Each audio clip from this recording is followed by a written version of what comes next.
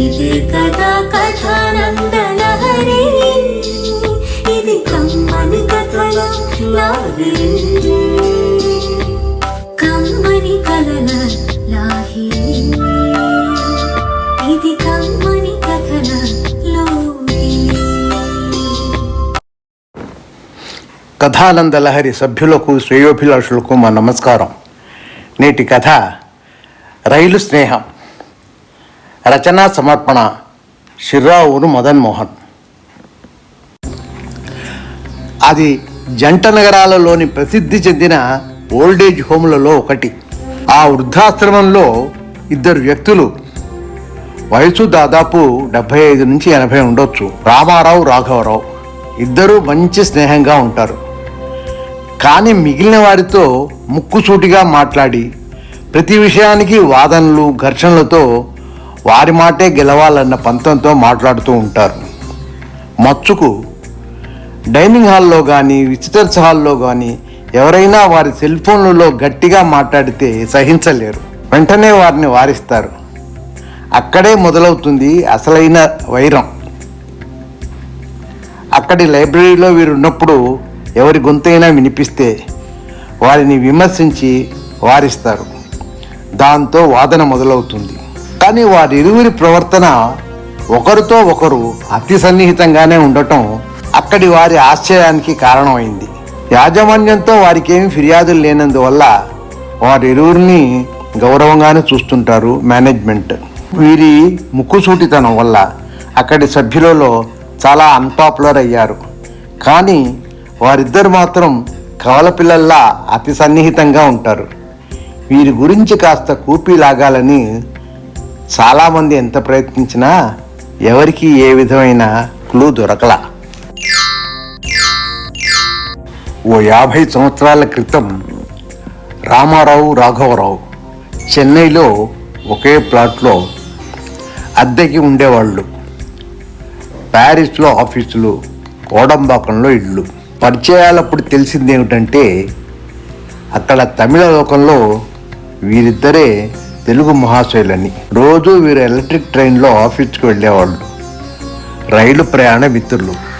అందరి రైలు స్నేహం రైల్లోనే ముగిసే ఈ రోజుల్లో వీరి రైలు స్నేహం మాత్రం ఇన్నేళ్లు నిలిచిందనే చెప్పాలి. వీరిలో రామారావు చెన్నైకి సీనియర్.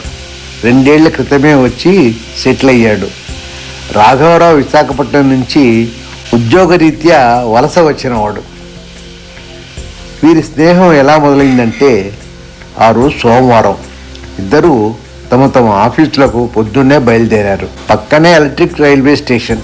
ఇద్దరూ మాట్లాడుతూ స్టేషన్ చేరారు. రామారావు రాఘవరావుకు సీనియర్ కావటం వల్ల టికెట్ కౌంటర్ ఉండే చోటు చూపించాడు. దానికి రాఘవరావు ఇబ్బందిగా మొహం పెట్టి తెలుసు అని టికెట్ కొనకుండానే వచ్చేశాడు. వేరే ఏదో అడగబోయాడు. ఇంతలో ట్రైన్ వచ్చింది. వీరెదురుగా ఒక లేడీస్ కంపార్ట్మెంట్ వచ్చి ఆగింది. ఇద్దరూ గబగబా పక్క పెట్టెల్లో దూరారు. ఆఫీస్ టైం అవటం వల్ల రైలు రష్గా ఉండింది. ఇద్దరూ నిలబడే మాట్లాడుకుంటూ వెళ్ళి బి స్టేషన్లో దిగి తమ ఆఫీసులకు వెళ్ళిపోయారు. సాయంత్రం విడివిడిగా వచ్చారు.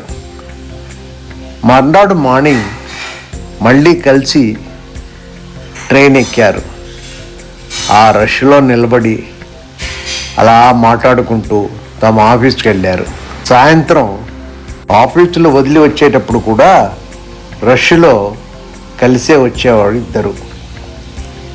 ఇలా ఓ వారం 10 రోజుల తర్వాత ఓ రోజు వీరు రైలు గుంపులో కష్టపడి వెళ్తుంటే టికెట్ కలెక్టర్ వచ్చాడు. ఇద్దరూ ఇబ్బందిగా మొహం పెట్టారు. ఆముదం తగిన మొహంతో ఉన్న వీరిద్దరిని చూసి టీటీఆర్, ఏం సార్, ఇద్దరూ ఫస్ట్ క్లాస్ సీజన్ టికెట్ వాళ్ళు ఈ గుంపులో అవస్థపడుతూ వస్తున్నారు అని అడిగాడు. రామారావు, రాఘవరావు ఆశ్చర్యంతో ఒకరినొకరు చూసుకున్నారు. అంటే ఇద్దరూ ఫస్ట్ క్లాస్ సీజన్ టికెట్ కొని ఎదుటి వ్యక్తి కోసం త్యాగం చేస్తున్నారన్నమాట. ఆ త్యాగమే వారిని మరింత సన్నిహితం చేసింది. ఆ రైలు ప్రయాణమే వీరికి హితం చేసింది. ఆ తర్వాత పెళ్ళి పిల్లలు అంటూ విడిపోయి భార్యలు పోయిన తర్వాత పిల్లలు విదేశాల్లో సెటిల్ అయినందువల్ల ఇద్దరూ ఇక్కడ తేలారు. నేటి కథ రైలు స్నేహం. రచనా సమర్పణ షిర్రావూరు మదన్ మోహన్.